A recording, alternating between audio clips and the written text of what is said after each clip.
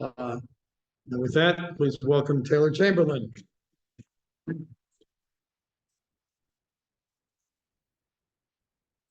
Thank you, Ed. Thank you all for coming.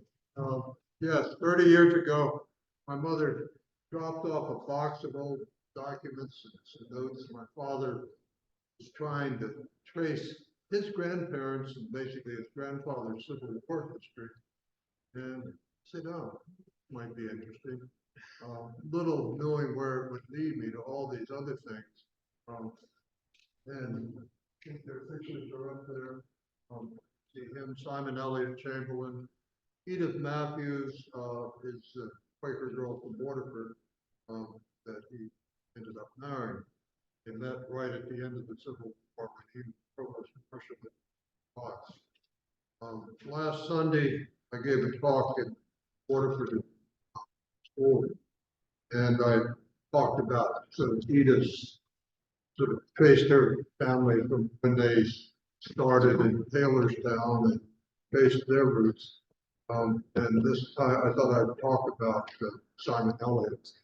How they get, at least to the point where they get married, and then I don't know. I always run out of time, so I don't know how much we'll get into their life after. The only thing is, of course, fate would have it. I think I'm coming down with a cold or something, so hope my voice holds up. Simon Elliott was born in Vermont. His mother came from Stratford. I think the picture of the meeting house there. That is said to be the most favorite spot to have tourist photographs in all of Vermont. Meeting house. His mother, Bessie Sandberg, her father, the family came from Stratford.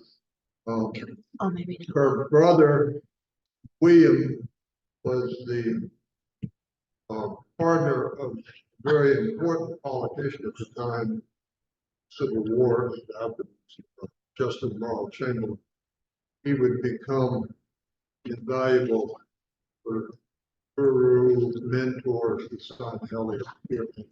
Simon Elliott was one of 4 people Justin Morrow's bedside when he died in Washington, 1898. Taylor, there's a little bit of glitch, of course. Something like it won't advance the pictures. Yeah. So if we're not No looking pictures? at, well, we're looking at Simon Elliott and Edith. And even though before advanced, all of a sudden it's not. Well, anyway. Keep talking. I'll keep talking. There was another brother we would have had, well, yep, with that picture. He was Simon Sanborn, who he was named after. He would get an education, probably having to live with his older brothers and sisters.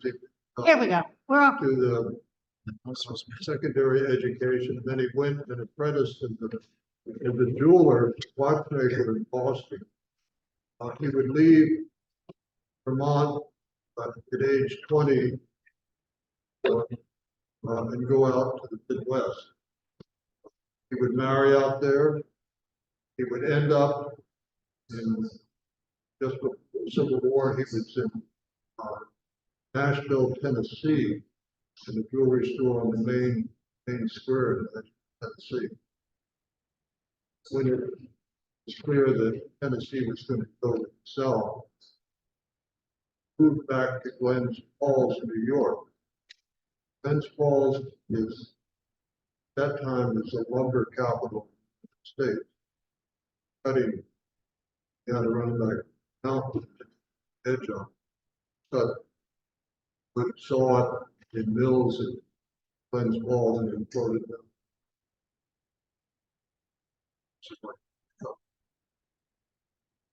You know Glens Falls if you've seen The Last of the Mohicans, that famous waterfall scene.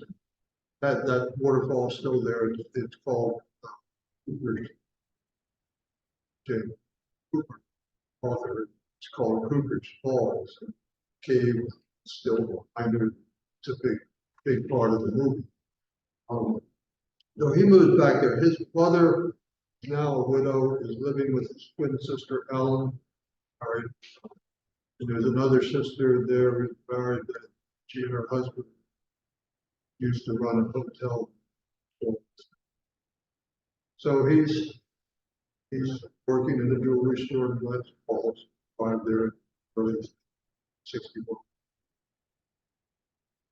First part of 62, I have to speculate, soldiers returning from the front bring a whole new host of diseases. So anyway, his wife and two children died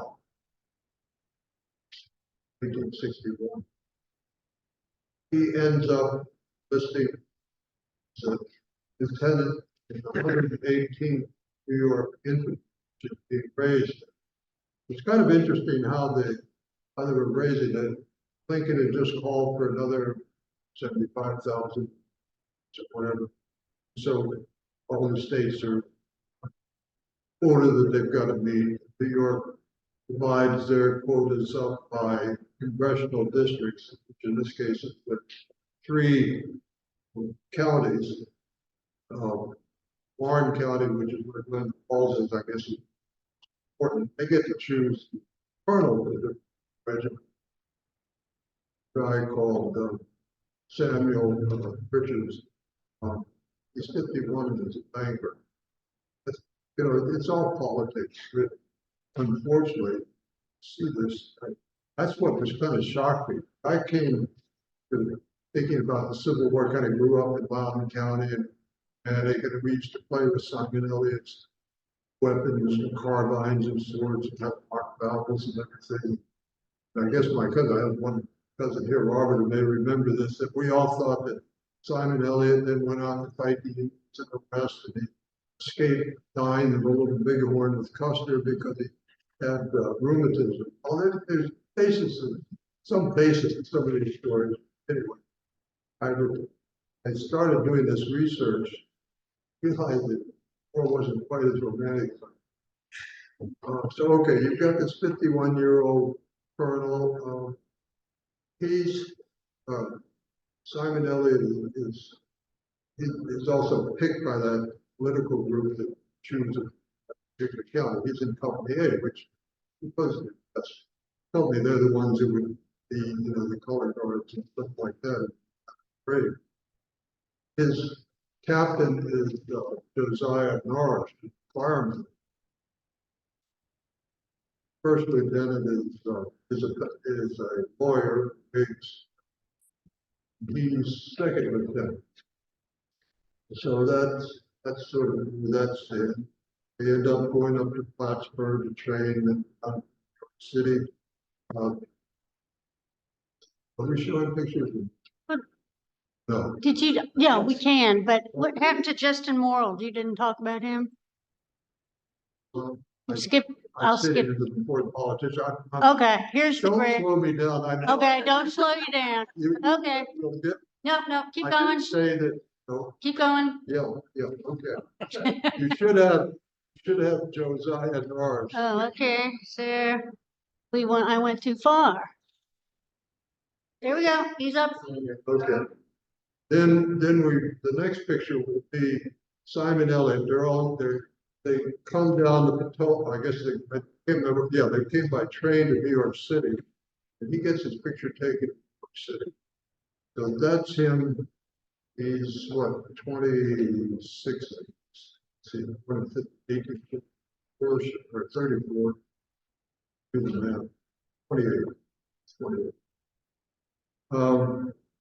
So then they catch you have to take a ferry across the river, and they take the train down to Baltimore. All along the way, of course, they're getting out sandwiches and everything. When they get to Baltimore, that's basically hostile territory. They get there and they luck out.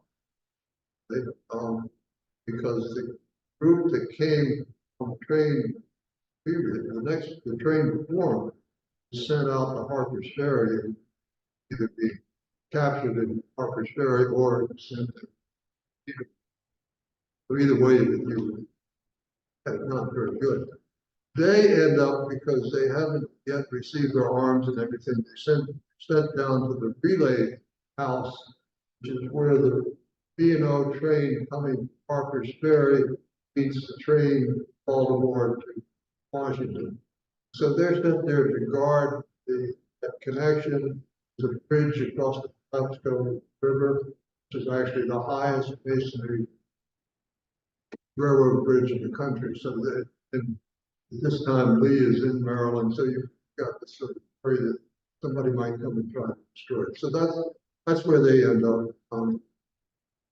We'll again compress a little bit, but what happens about a month later? One of the people, one of the pickets, shoots the train, the B&O train, and that just, you can't, train engineers in those days were sort of like astronauts.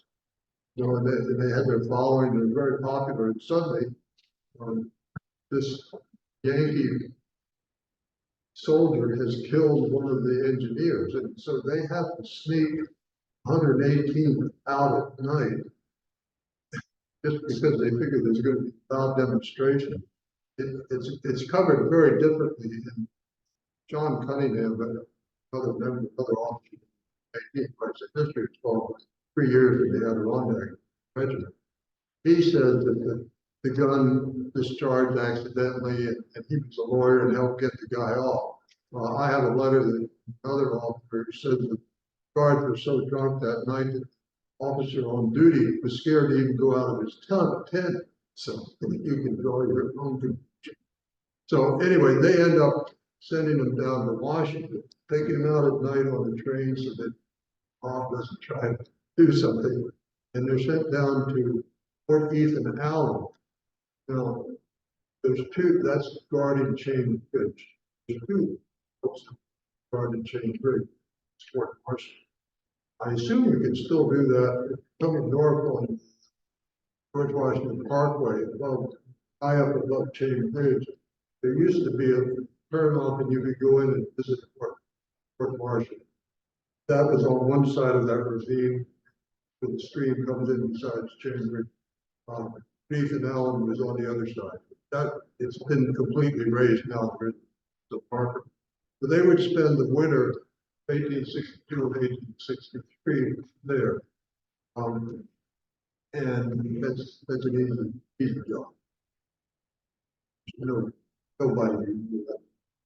Mosby is just, John Mosby is just sort of getting started. He does get into Falls Church, somewhere in Fairfax County, and does kidnap a Union general arm. But he wasn't getting as far as Chamber. There's a little interesting sci-fi. Simon Elliott gets Briggs, goes and becomes captain of another company. Simon Elliott gets promoted first lieutenant. That moves, leaves a space for the first sergeant. I call James Garrett. Garrett is a dentist for Twins Falls. So he becomes second. Has letters that Garrett was writing home. He does not like Chamberlain, doesn't like arms. He thinks he's much superior to all of them. I don't think Simon Elliott is quite aware. He wasn't even aware back in Maryland that people might be scheming against him. So anyway, end of February, they're sent to the city of Washington. Do some guard duty there, provost guard, guarding the train station, helping take recruits down to fun, some stuff. Finally, and I should say that Simon Elliott, when he goes, he's in touch with Justin Ball, who goes and visits him. He's always nice. We would stay in contact with him about the war. He's of course always looking for me. Get in the place. See that. And they end up on April going down Portland Road. You check in head of the Department of Virginia. So it's the highest Major General John Dix.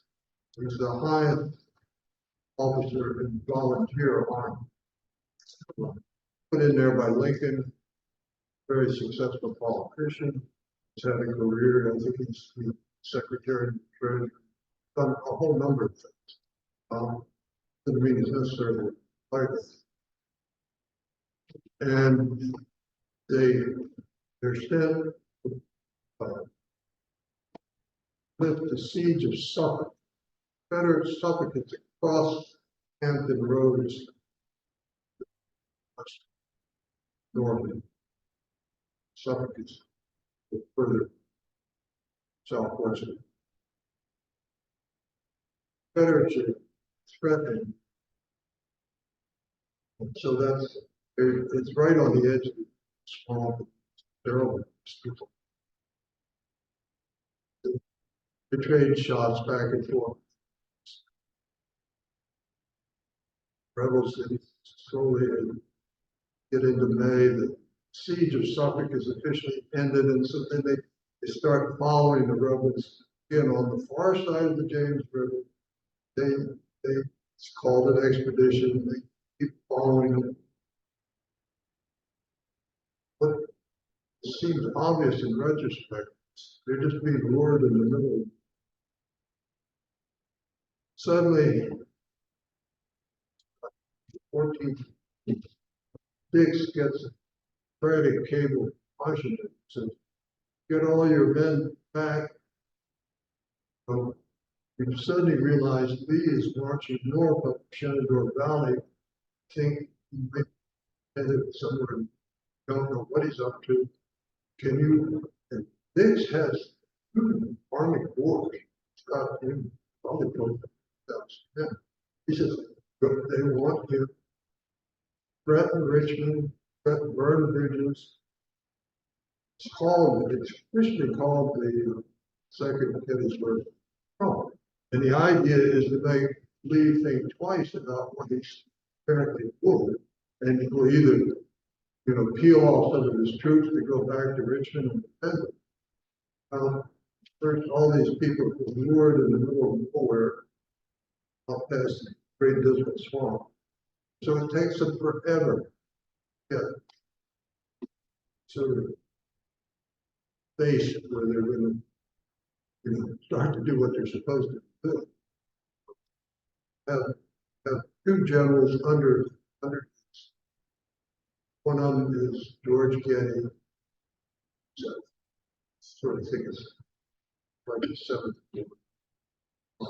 And he's supposed to go up and burn bridges, the railroad bridges, South End. He's got very statistics vary between 8,000 or 10,000. This part of this general Keys is 8,000. He's supposed to go up, threaten the city of Richmond. Keys goes up to within sight of church towers and everything. Richmond turns around and back. He will later claim that he was told to do a demonstration. Nobody would fight. That's 6,000 to 8,000. Go have artillery and everything. Getty they finally get, by now, Gettysburg, fighting Gettysburg over.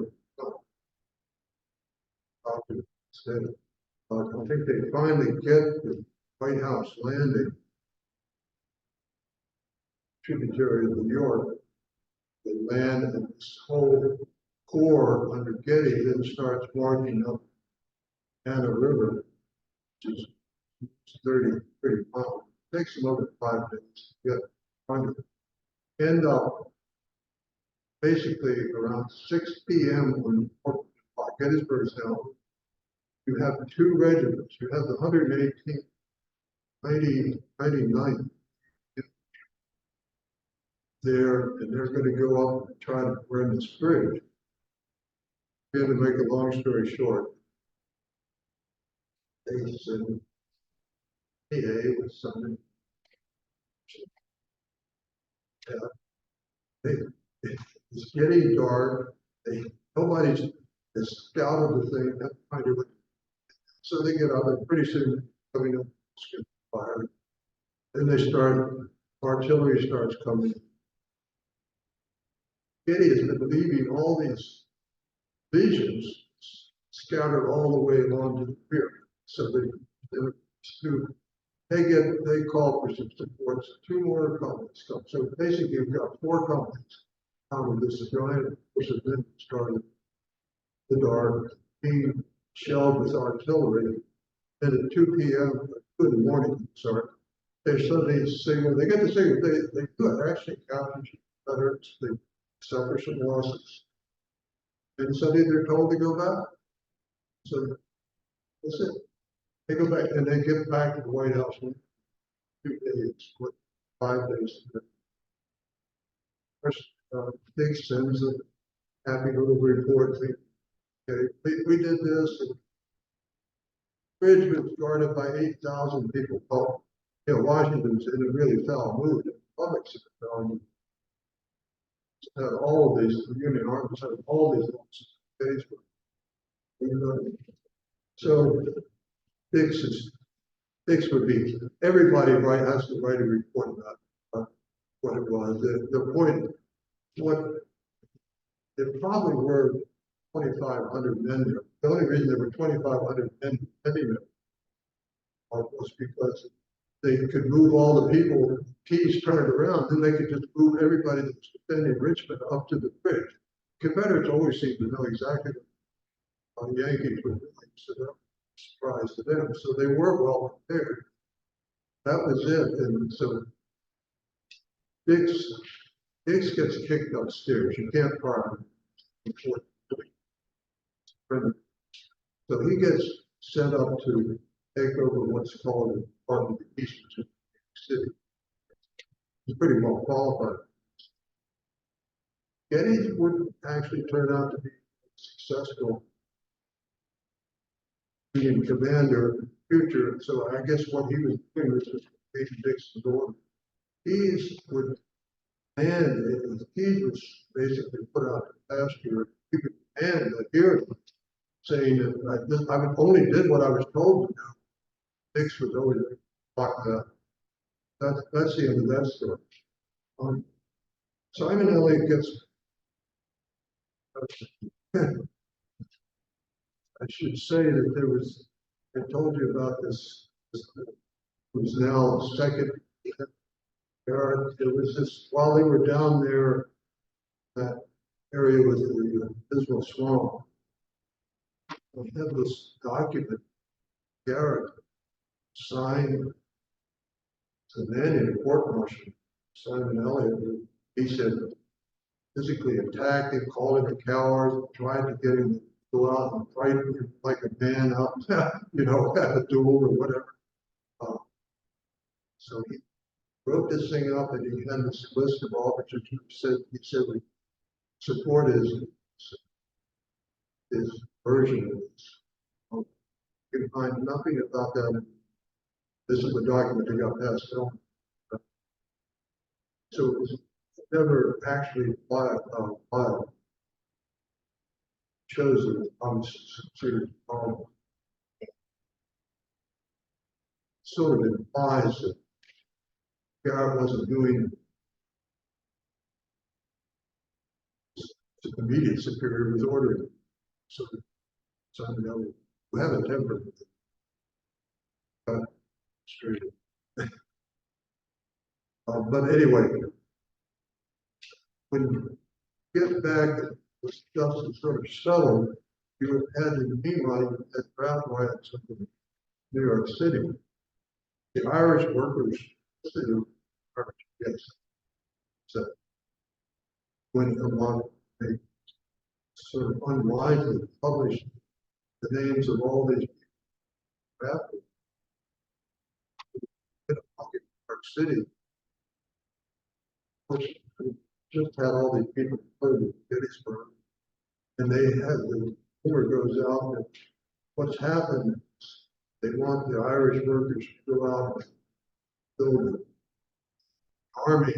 Then they're going to bring the free blacks from the south up and take the jobs. And so riding for 3 days in the city.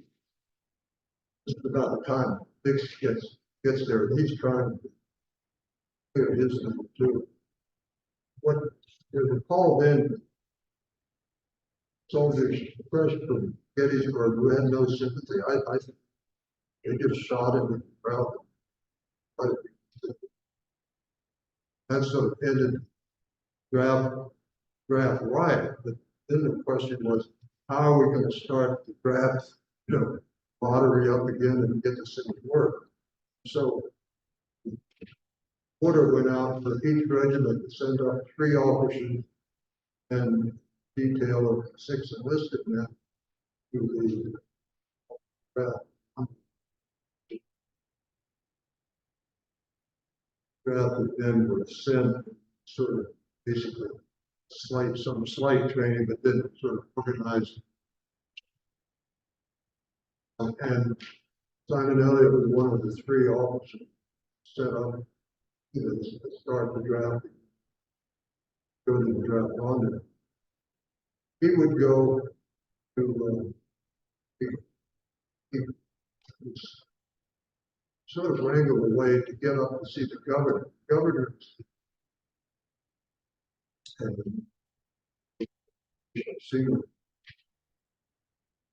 basically already thinking, he was quite happy, but already thinking possibly he would eventually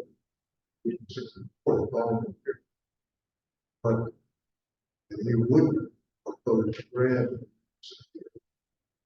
But anyway, Simon Elliott goes up and he's trying to push, there's a vacancy. But finally, this colonel who never showed up in the field of call was finally said, okay, I guess I'll just resign. And so this makes some space. Lieutenant Colonel can move up and become colonel. And logically, Morris, who's company A, should then become the major. That means something. Yeah. So he's up there, tries to lobby with the governor. Also the judge who's in charge of the recruit drill, naming the officers and stuff. It apparently quite sympathetic to Elliott. He's in contact between them, but it comes to naught. This other group I see is more professional, upper class, the lawyers, the dentists, they block this. And somebody outside social, this social involvement. So that it's a double charge. So again, to make a long story short, he does help start the draft up in the state, and it goes smoothly there.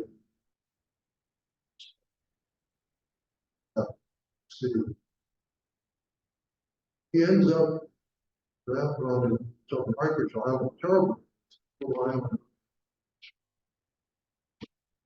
but he gets along with the general who's also recovering from Daniel Jackson. On his staff, he ends up staying there in spring. But the other 2 all go back. And North resigned. You would see very East would resign. The 118th, they say this, painted a very kind of dark picture of them, leadership problems, problems, and this. They would work themselves out.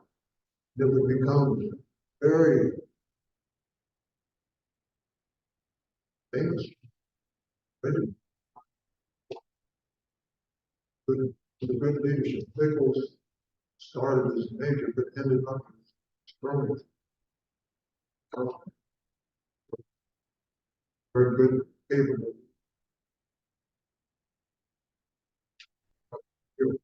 But it took time. Solve off and have as many leadership problems as the notion over time, work together as I began. Anyway, there's Simon Elliott there in this conversation. You saw the pictures of the sheriff. Yes, it's on there now. Okay, you can show the. Annette. Yeah, my wife didn't like it because I wanted to see this. The soldiers always have pinups.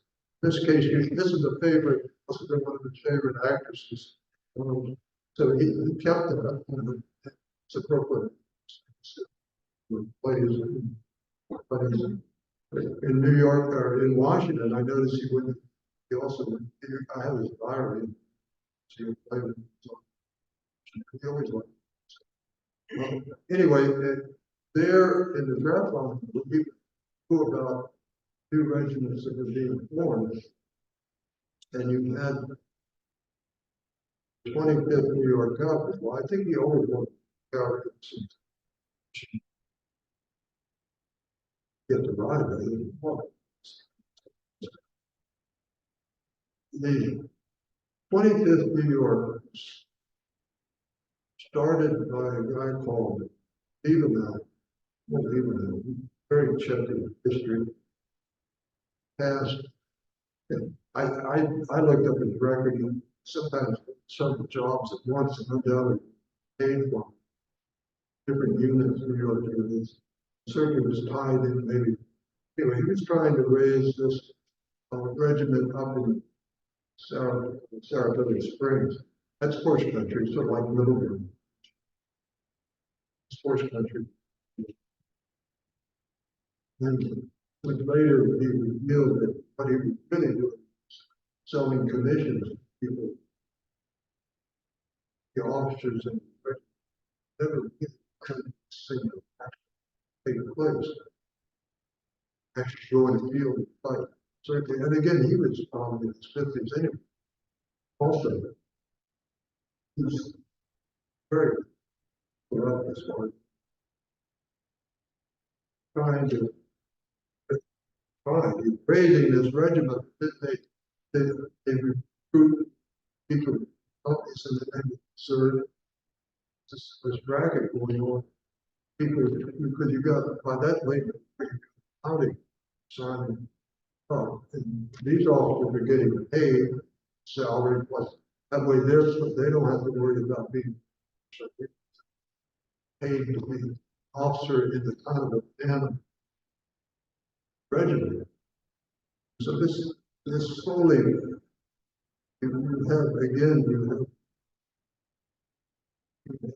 a major,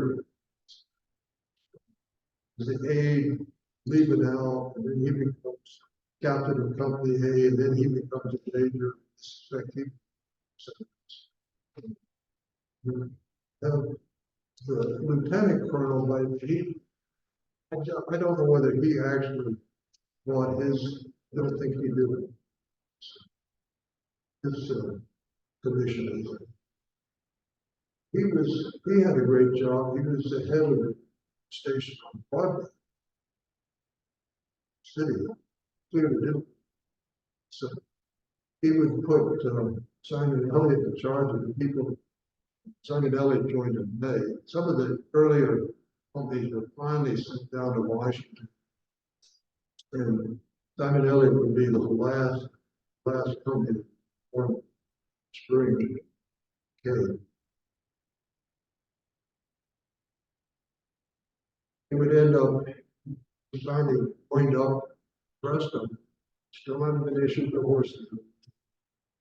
right back at White House Landing here early. And then that Grant has been down toward Richmond. Single parking up June of '64. They're part of the group that takes all the ordnance and supplies to White House Landing. Grant's now down the city. James and Peter and so they take all that ordnance and stuff over to City Point. So they get to arrive at City Point in late June '64. They would be there in a week. We're starting to get frantic, telegrams from Washington. June early is coming up, just like Lee's coming up the Shenandoah Valley, crossed into Maryland. Well, Grant doesn't think this is all just avoided by that. We can, draw troops away from.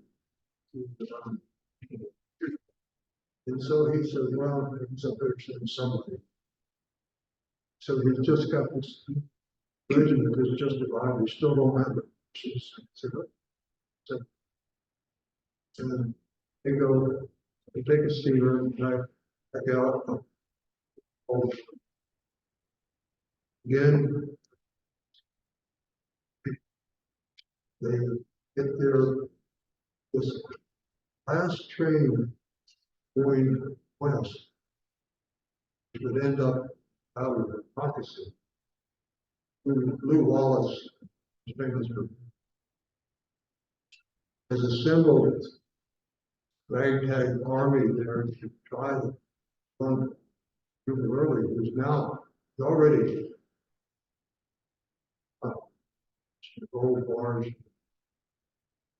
credit for not burning the city to the ground. He's now headed towards Washington. They don't quite know where he's headed. Well, Lew Wallace holds him back for a day. That makes it so. That's the thing, basically, the day that the 25th arrives in Baltimore. So instead of going for Monocacy, they take a train to Washington. They end up in Fort Stoneman, which is across the Muskie River. That's the cavalry depot, East Coast. So they're there again. Ninth, they get there on the 10th, or maybe on the morning of the 11th at 3 a.m.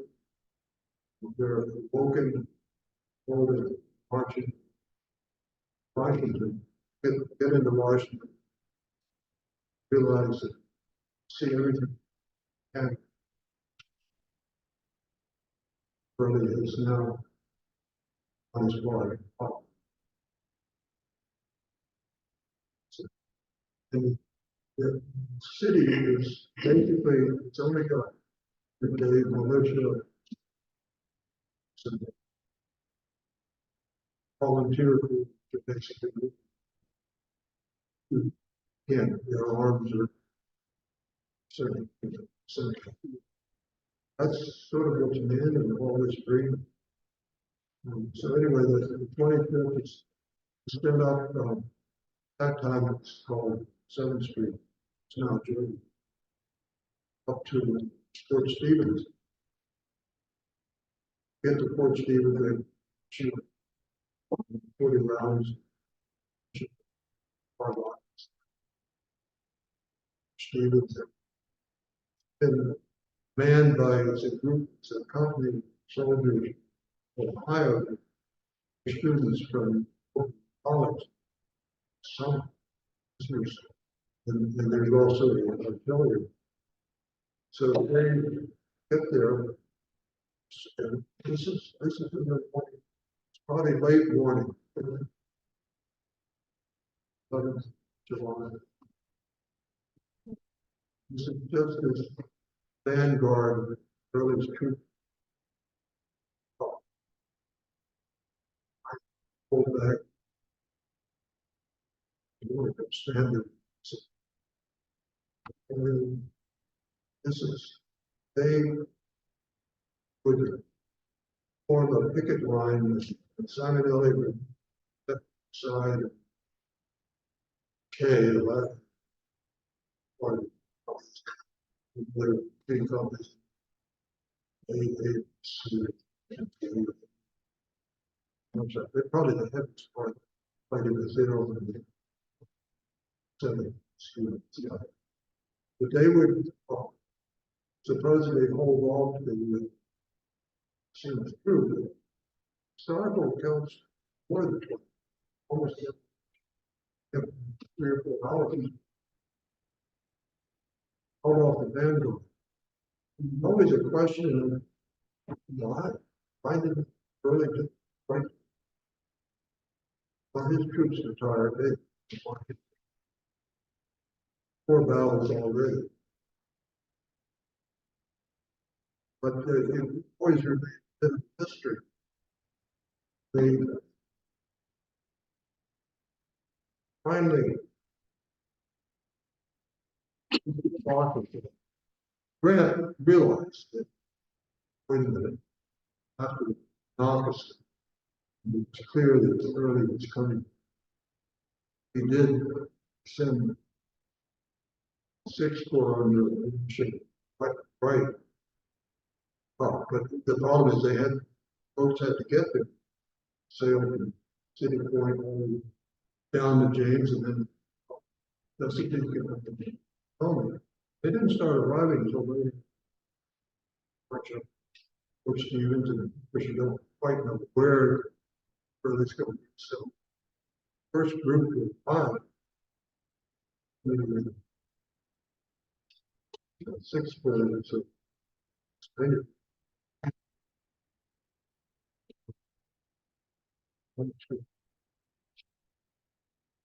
you thought, and I think I forgot to mention, President Lincoln, a lot of people, always a famous Lincoln, at Fort Stevens the next day, Oliver Holmes, the guy gets shot right next to him and standing up all that.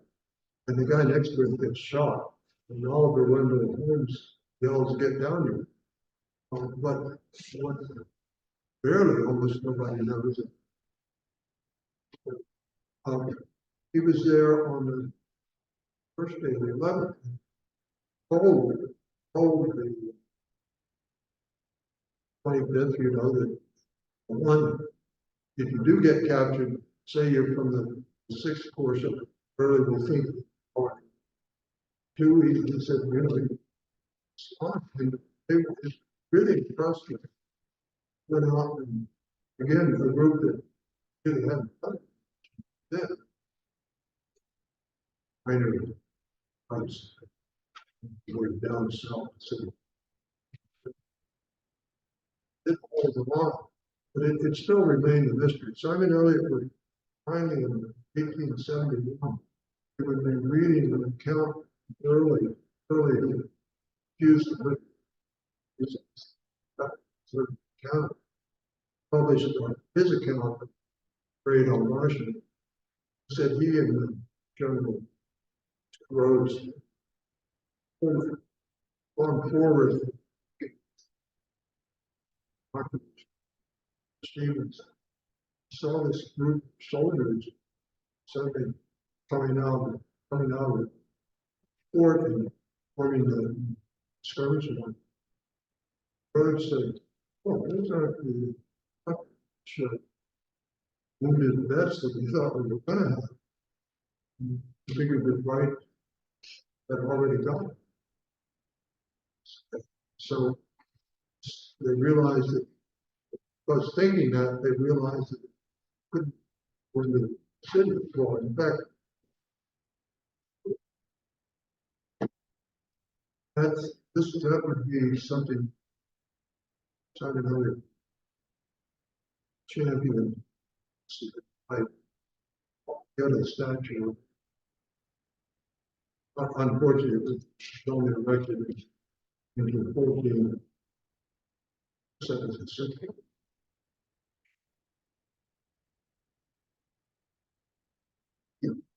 Through the desert.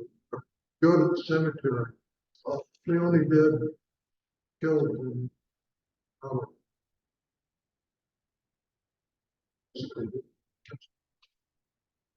so that was the next day was heavier fighting. 25th would found the wall in that second house. But really that was a sham fight. Early now realized he had to wanted to get all the loot taken out of Maryland and get it safely across the river and place into Loudoun County. So all of this was just a smokescreen. The Union tied down there and back across the river. Then 13 people woke up and expected the fight to go on. So the Confederates, but so we, Taylor, you gotta speed it up. You're not. Okay. Captain James Smith. Yes, okay. They go back, they think they do get some recognition. Certainly. Fortunately, Pearson never wrote up about him, never anything up. So there's no record. The historians and find out what they did.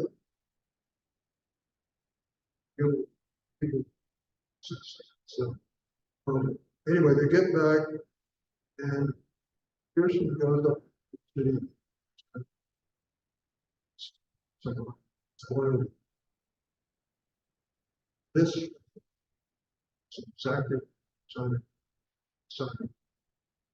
being someone started talking about possibility.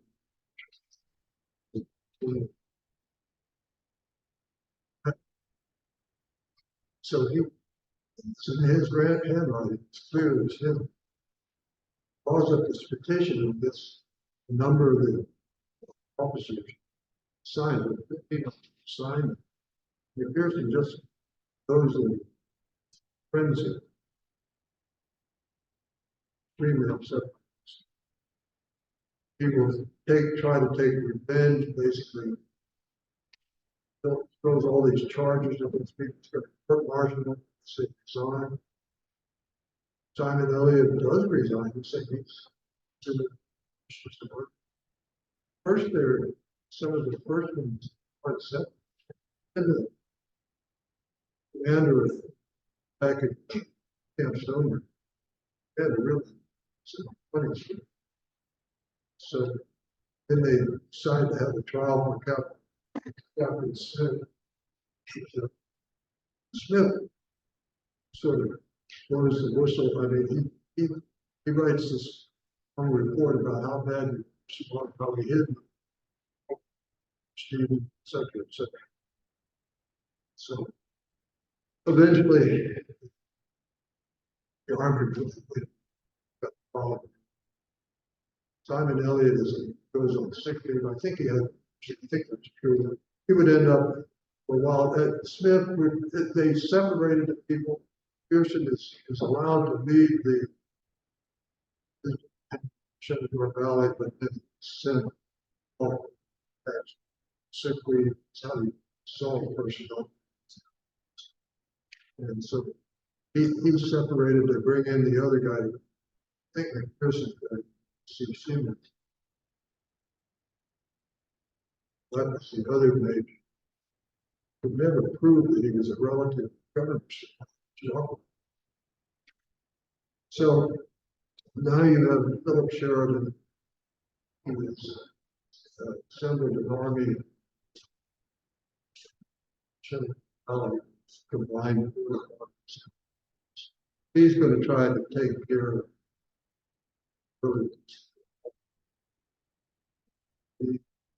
major battle in Winchester and Seymour. They're now attached to the famous Buster Brigade. Apparently, Seymour volunteers to lead the charge.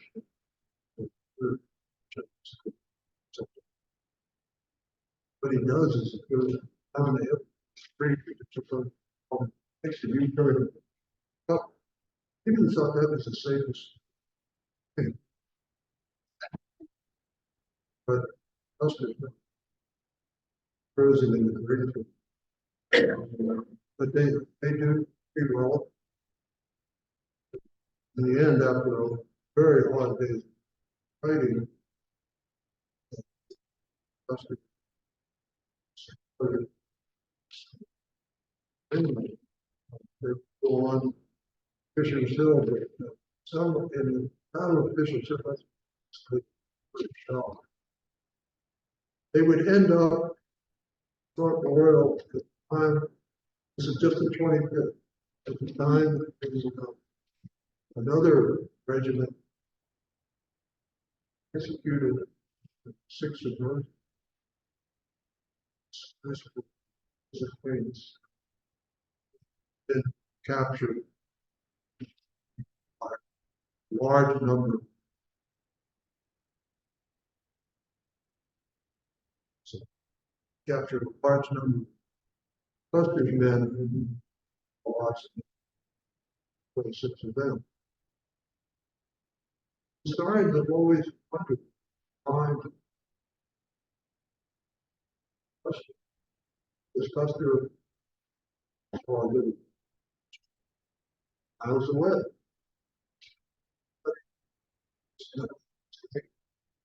Realize it. Witnessing. And of course, they were everybody in the Buster Brigade were right. Purchased it. And those were caught people's attention. So I think that is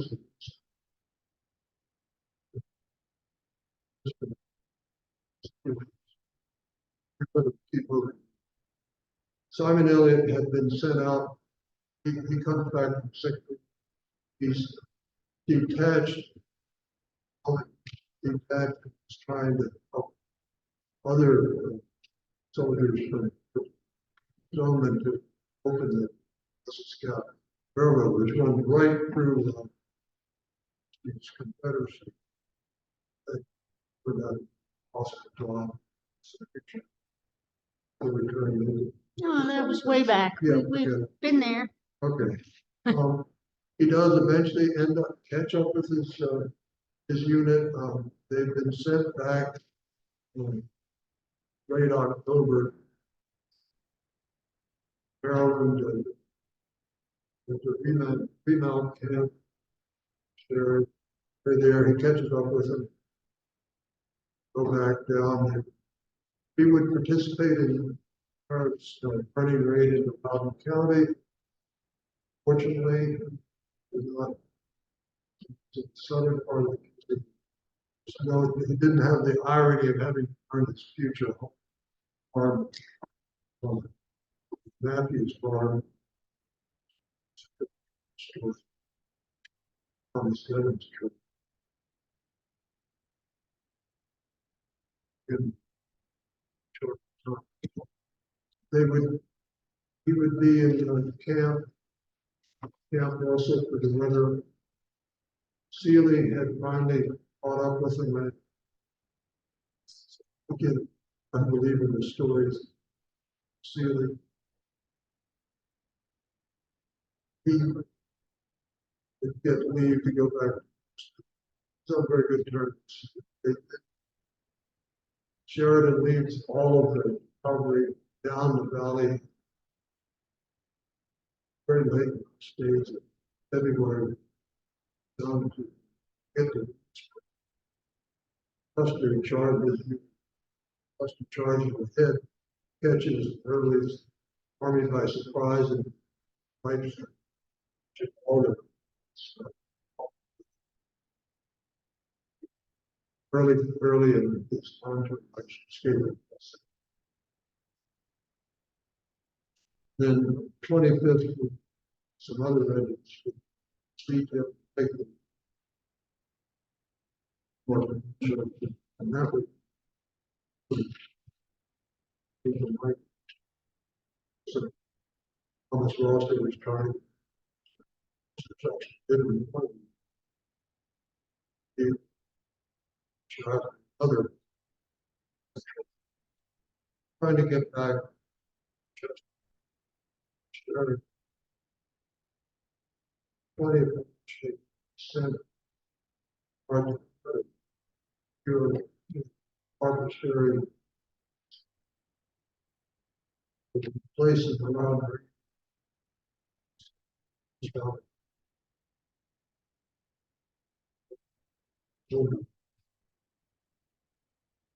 that would be that Simon Elliott, the two companies.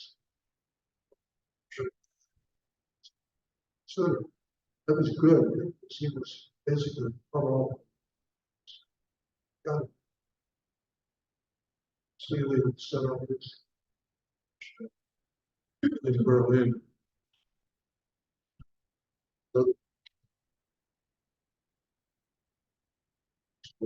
So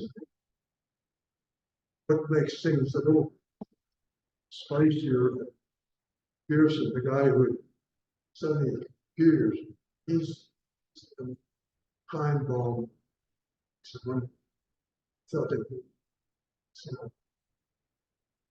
So Simon Elliott sends some mountain rangers in. They go to the distillery there, decided to capture 3 of them. This is a good start, but Parker's very said, "Oh, we'll do try it again." It's time to capture some more egg sand meats, whatever it's supplies to family. Whatever stores. So then got a series of Mosby had some capture. He comes up, he stops by, says, "Hey, he's in water, these are photographs." So he gets a new photo. He didn't like this photograph. Richmond. I found that in Simon Elliott. But we think it's a photograph that's taken in Richmond in February 65. The Mosby didn't like because he looks pretty tired and haggard. He kind of left it in perfect. He got a better picture of it. But anyway, the scouts bring it back, or somehow it ended up in Simon. So I guess again, but we won't have a discussion. Okay, the border remains closed. Surrendered. Because Mosby hasn't. So they don't to spend 20.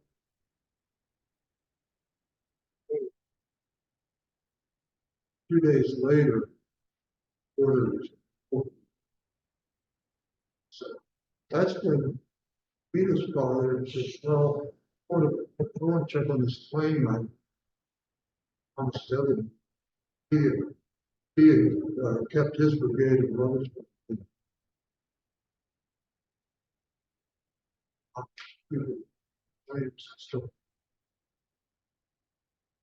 So Eli Matthews took 7 the Twitter and goes in over to Marshall check on. Supposedly that was first, right? It's a widower. By the way, he never. She finally found out she was like the head body tell her daughter. She probably thought he was still married. Anyway, then you would have their amazing marriage. He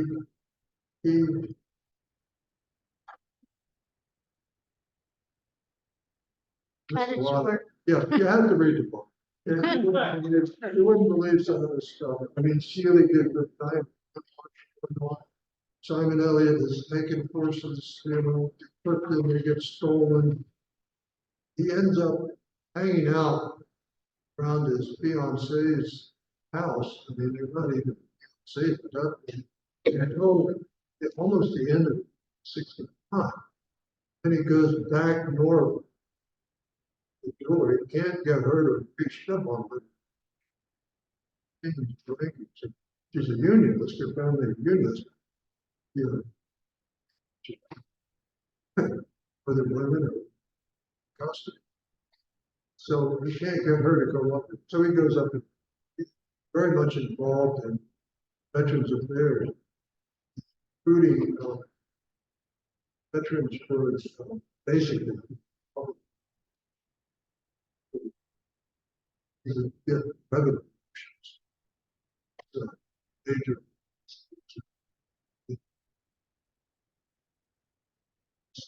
Also very much get, he's a civilian, but he wants to get back in charge. And studying, comes back to Washington, studying, telling us, for family that he's studying.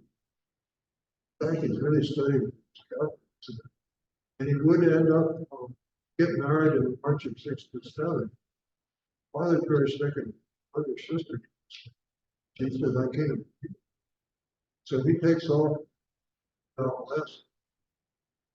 Joined Thomas Devon, is now still 8th U.S. Cavalry. Finally, father, soon after her father died, just takes months for finally start. So he comes back as a compassionate man. It's clear he doesn't.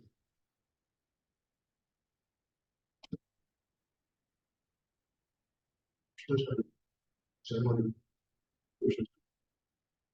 By the way, was the first likes it. So anyway, they're back and still their marriage together was amazing. And they would go through all different kinds of things. Fire. Fights with Mosby don't stop. Because Mosby and he would become executive chairman of the Republican Party in Virginia. That's the when sort of the Republican also. But anyway, I think we're going to leave this to. You didn't do any of this veteran stuff. I know. Okay. We, I'll just flip through pictures, take him yeah, through. you can show the. Here, I'll go back. That's his Grand Army of the Republic Medal. Boys in blue. Yeah, he would be like, he would be James Garfield, they ran a giant political veteran to try to elect, which they did.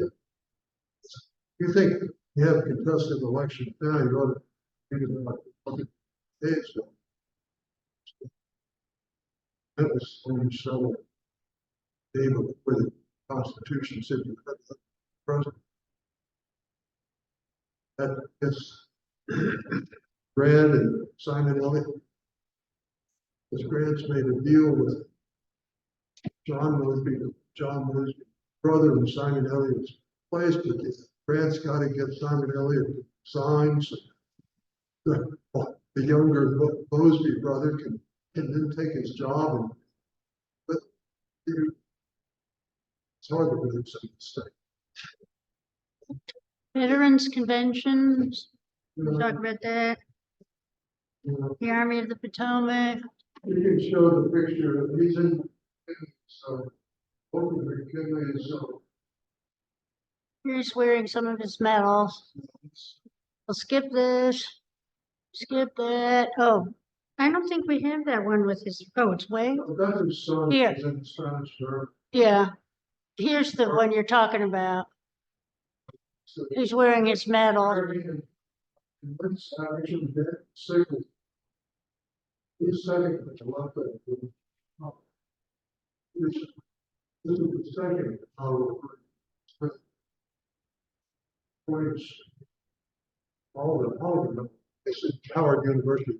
He was the aide to add it, leading the veterans. Here's the 25th memorial statue. Or there's this statue that he didn't live to see it, so.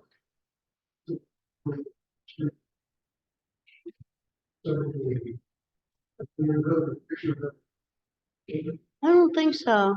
Oh, yes, there it is. It's not on your list. There they're graves. They're very, they're very. Thanks to Ed. So, yeah, I guess any questions? Her life would be. Yeah, Ed's good. Yeah, before we go into questions, as you know, if you've been here, our custom is to pass the hat here rather than charge admission or sell tickets. Nancy and Mike will pass the baskets, dig deep, be generous, and ultimately, when at the conclusion, Taylor's book and the Queen Reverend Nichols are over here for sale. And I will call on people for questions, so you raise your hand.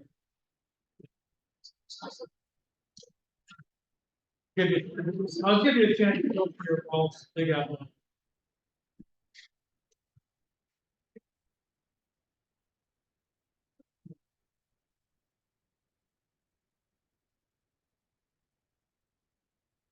Okay, any questions for Taylor?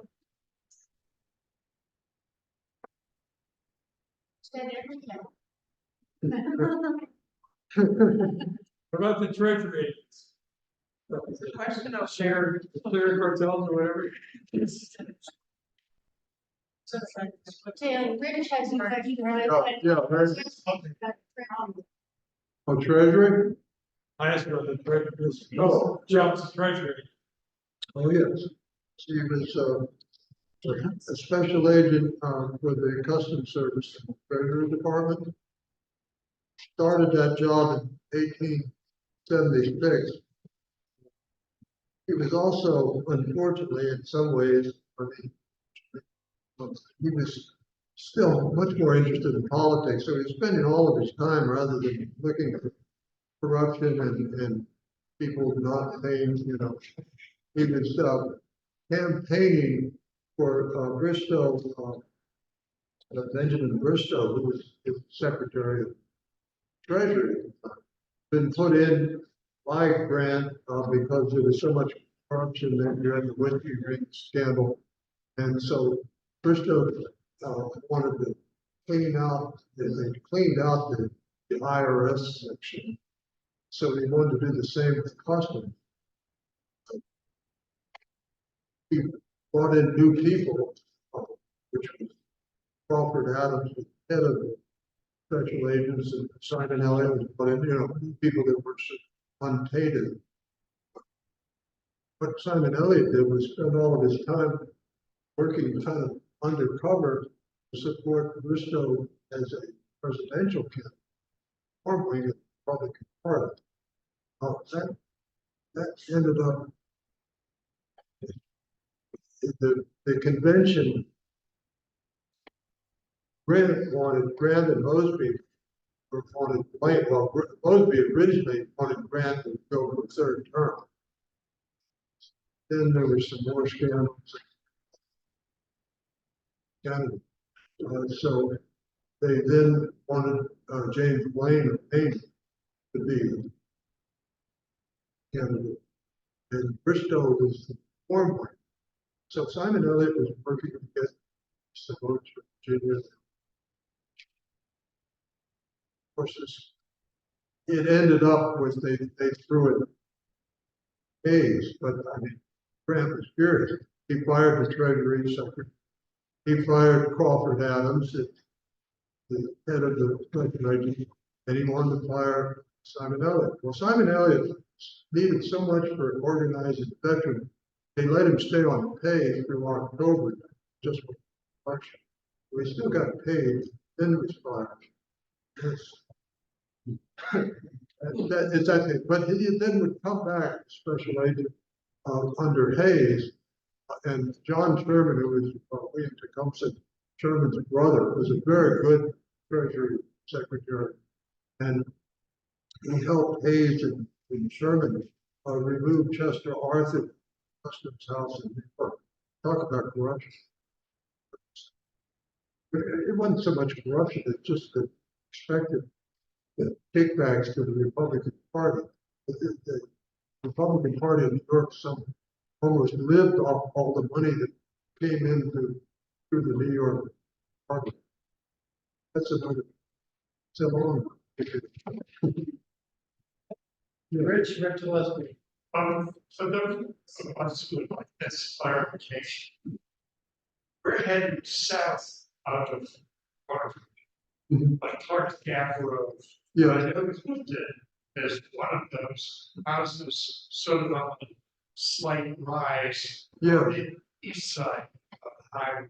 Which house is it? Okay, it's between Greystone and Talbot, which is, Talbot is, when you're leaving Waterford, the first house on your left, first driveway, that's Talbot. That was Amos Janney's original, that was the original Quaker settlement, or not settlement, land purchase of Quaker. That they sometimes claim that Waterford dates to 1733, which is a survey, and that's when he got the patent on that.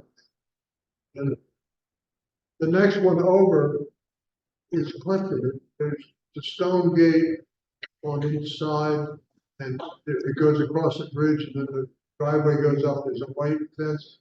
I went into all of this in the previous lecture about Clifton, because that's where E.Y. Matthews and Peter sisters. And that's where Bruce Clendenin, Tim, he's a direct descendant. Just he's not called Chamberlain because it's through one of the daughters. And then the next house across the swimming pool is Greystone. And the original grant included, Greystone was included in the original grant that had Clifton. It was a 300 acre grant. Probably Greystone was the original house. Clifton was probably not there much before the 1760s. I think Greystone was there in the 70s. That's what it is. Two on the computer, Yeah, can't show. yeah, that's too bad. But we didn't show the. Yeah, I showed that. Oh, you did show it, yeah. Doesn't look visual. Okay, next. Other questions?